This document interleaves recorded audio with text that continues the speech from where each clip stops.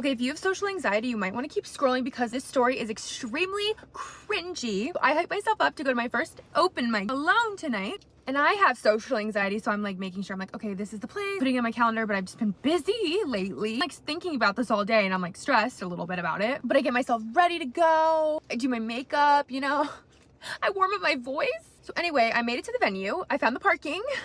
I walked past the door the first time, but I made it in the second time. Walked into this like little tiny bar that the people in there just like turned to stare at me, and I was just like, oh, I'm supposed to be here, it's fine, like trying to channel some fucking inner energy, man. And I look around and I'm like, like there's no musicians here. But I'm like, you're just anxious, like you just got here early, like just take a seat at the bar. Mind you, I'm sober. Mind you, I don't go to bars alone. So I take a seat at the bar. Bartender comes up.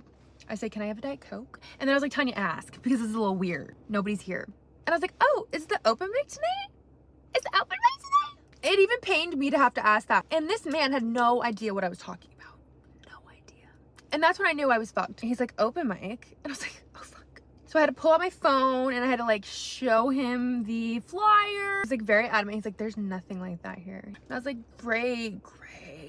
But then he looked at the flyer and he was like, that's tomorrow. And I was like, oh. So then I was like, this is fucking awkward. And so I was like, I'll still take that Diet Coke and I'll be back tomorrow. And he was not really amused. So I made myself sit there and drink that Diet Coke. And I made myself sit there and watch a football game. Lord knows what football game. I don't know what teams. I don't even know.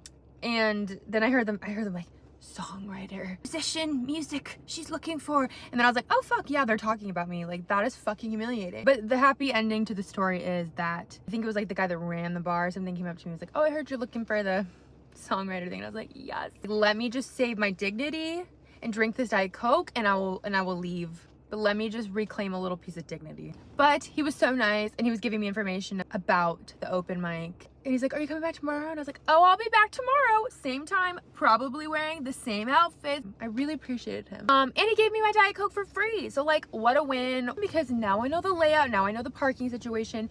So when I go back tomorrow night, I won't be as anxious. So stay tuned for tomorrow night to see if I make it to this freaking open mic. Okay, goodbye.